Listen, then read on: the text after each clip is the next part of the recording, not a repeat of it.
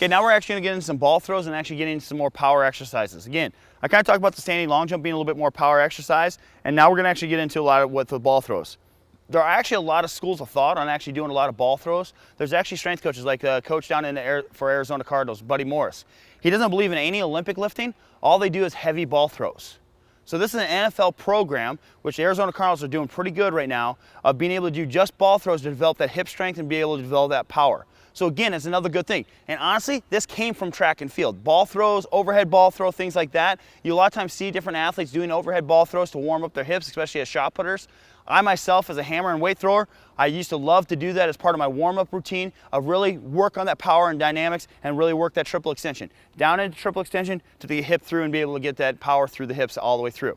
Now, as you can see, I want him getting more in a squat position. I don't want him just bending at the waist and hinging. I want him getting down where he has that, again, that triple extension from right here, here, here, here. There's a triangle there. I want him to get down with that. He'll have the ball down there, go down, and then explode up and through.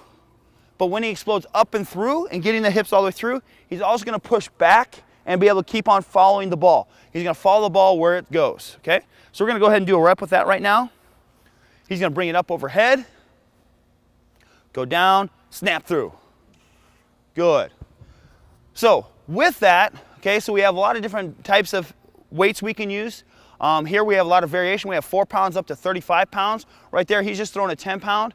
It doesn't really matter what ball size. Now, the closer you can match that to being able to do what weight implement they're throwing, the better.